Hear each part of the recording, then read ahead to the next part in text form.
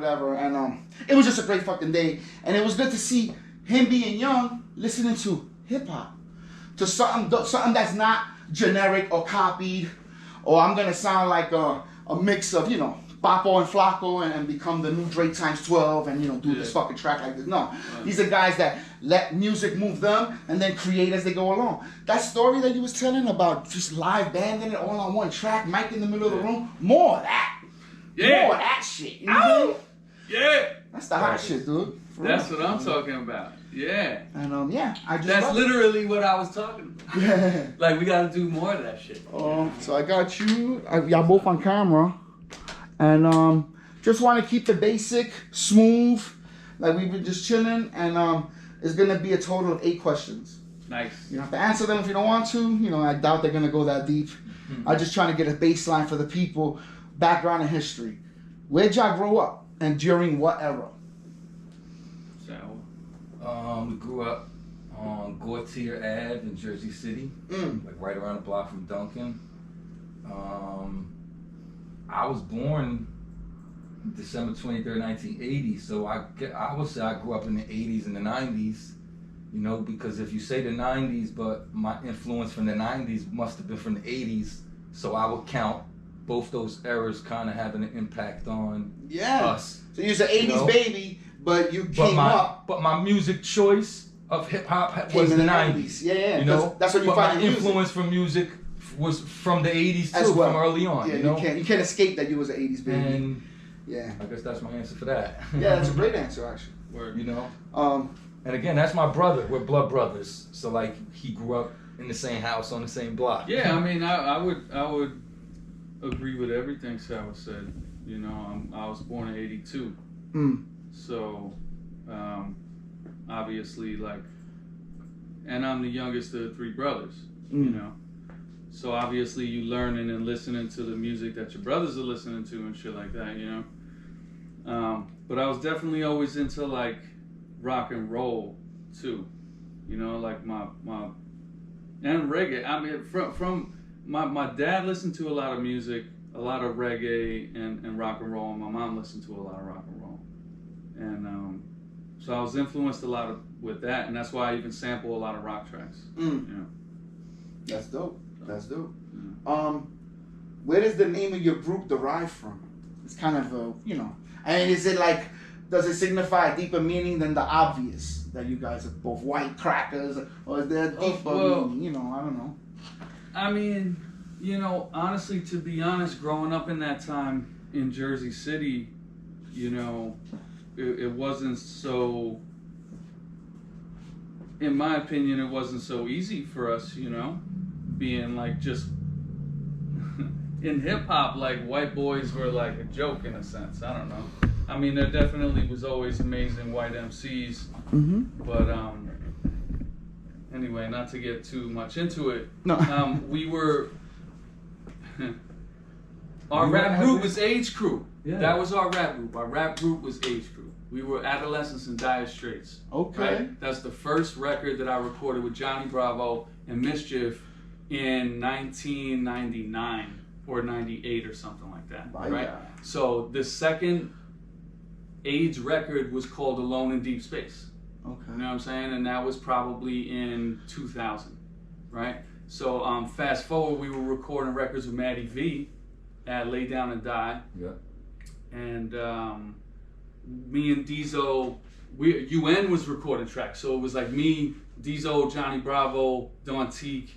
We're in the studio recording Nuclear Winter. That's what we did, that album. So we have multiple United Nations albums before we did Animal Crackas albums. We probably did 10, maybe even more. That's Don Teak, the Head Nod City mixtapes, all that shit. You know what I'm saying? With CF, you know. But we just became the Animal Crackers. Well, we did a EP. And well, because you're animal and beastly with the mic, because like, you know, like, yeah, like I don't even know how to say it, like, we Animal Crackers. Like, nah, like, but it came from like, an EP because everyone would be like, yo, what's up? That's my, and say the M word. Yeah. You know what I'm saying? So like, we're the Crackers. Yeah. And then the way we beasted on the mics, it was just like we turned to the Animal Crackers. You know, and I don't know exactly what year the transition was from probably we did so much graffiti as the rap name then that we needed another name to separate yourself. Rap ass. Yeah. Wrote AIDS all over the place. Yeah. Makes sense. Well, there was an interesting transition. I actually remember that stuff. You know what I'm saying? We recorded the EP of our music aside from UN at Lay Down and Die, and that project was called the Animal Cracker, right? And so once we kind of broke away from UN, right? We weren't necessarily the Animal Crackers. It was Sal Dizo, the rock star, you know what I'm saying, and C-Neck Johnson III. Okay. You know what I mean? And that's before Robin Hood, Robin Rich type shit, you know? If you know anything about that, you know? I remember Robin Hood, Robin Rich. So when we recorded the Woods record, and I had my falling out with Rocky Wood, we were like, damn, what are we gonna call our crew? And we were like, we're the Animal Crackers. So the first record was called Animal Crackers. Very dope, very dope. Love it. Love the history, love it. See, I knew to ask that question. So now we move on to influences and inspiration. If you have any, who are your top 3 influences? Hopefully this is different. It's hard to ask me that because for me, I listen to everything, even the new stuff. You know what I'm saying? Because to me, I don't know, it's a science to what people like, what makes it a hit record, what people want to sing along with, the melodies behind it.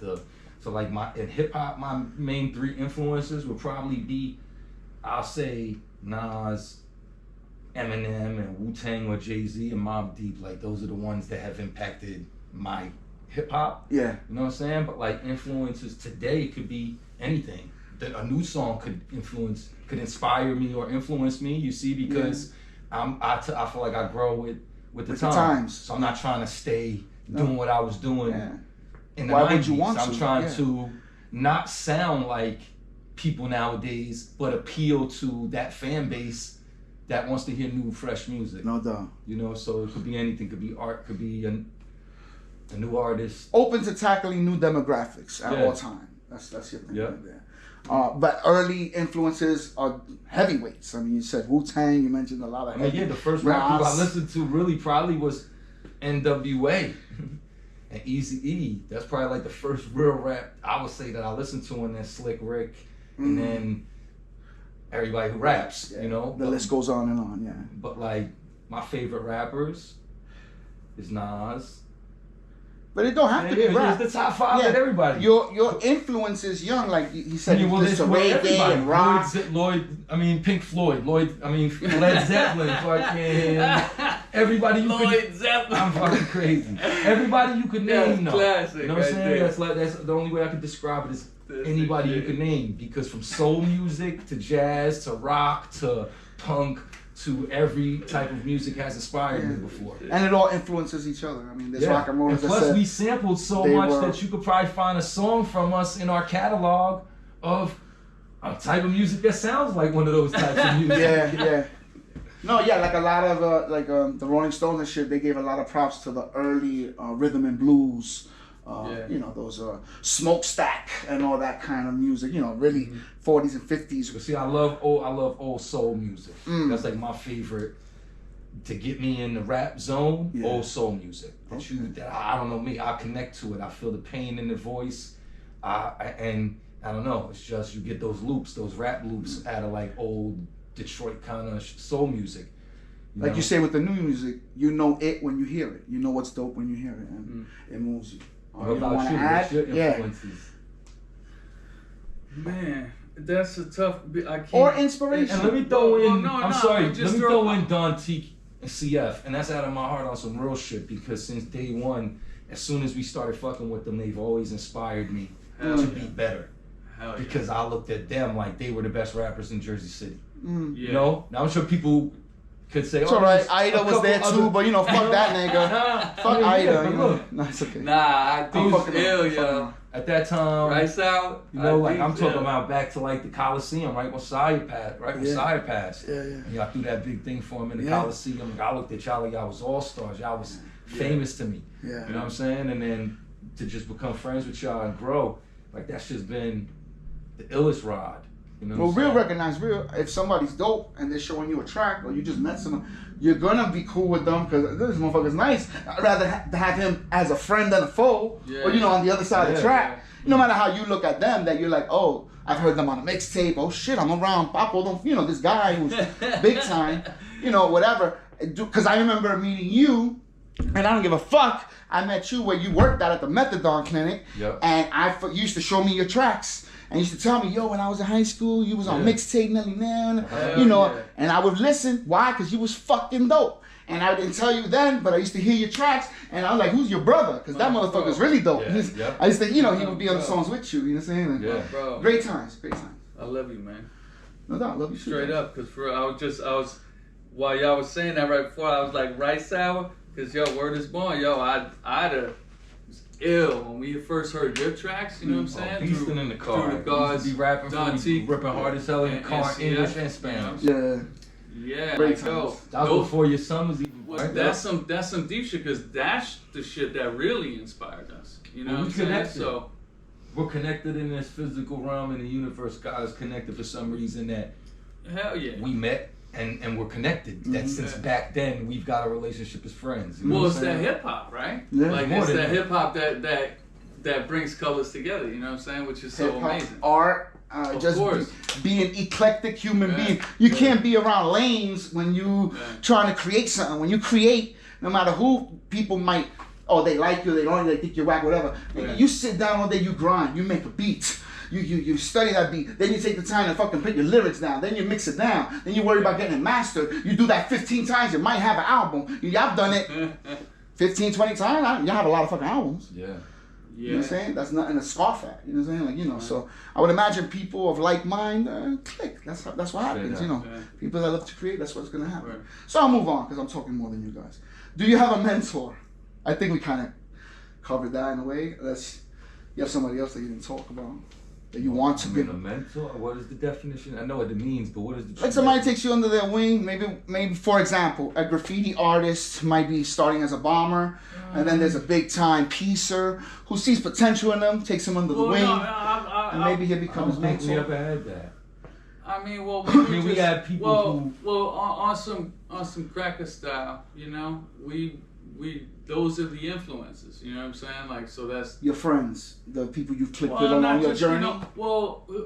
If I was to just like jump back a little bit to what y'all were just saying, it was like we were into hip hop. We heard amazing people, you know what I'm saying? I was so into Wu-Tang, like crazy, you know what I'm saying? They called us the Wu Brothers. Rockin' Wu wear and all that shit. Okay. You know what I'm saying? Shout out to Wu-Tang. They changed my life. For real. But peep game, right? Like when you growing up, right, and you listening to hip hop and you living in the city and you doing your graffiti or whatever you're doing, right? And you rap, right? Oh, yo, man, listen to my shit. Yo, I got this beat. Yo, come on, let's rap. Oh, because we all listen to hip hop. We all want to rap, break dance, do graffiti, all that shit, right? That's how we grew up. So we listen to Wu-Tang and we listen to Nas and all this stuff when we at the age where we're writing some cool bars, you know what I'm saying? But we don't know rappers, you know what I'm saying? So in the beginning, we were just recording on tapes with the headphones, right? I mean, we were recording before we were in high school. Because Ned met Harold his freshman year and was trying to introduce us to I knew Dwayne and Harold. Those were the first two people we knew that rapped. Word. Besides that, I mean, I was rapping with John Garini. I was rapping with... that was my point. Wrote raps. Was like when you meet some MCs who are like making music and you doing your thing and like it comes together somehow. Like, that was the magic. You know what I'm saying? Like, so that was enough fuel for us to go for another 30 years. The magic that we made then. And that's why we did this many albums. You know what I'm saying? I wouldn't painted that many times. I wouldn't say we had no mentor in the music shit. I would say that we had brothers that we grew with and learned. And learned from. Right? Because at the same time, motherfuckers didn't know how to make beats. Motherfuckers didn't know what they were doing. They learned. When we didn't have no engineer to make a beat for us, Nish got on an MPC and started making beats. You know what I'm saying? When it was like, that was just it. We all kind of learned and figured out how to do this. All right. So now we're going to move on to influences and inspiration.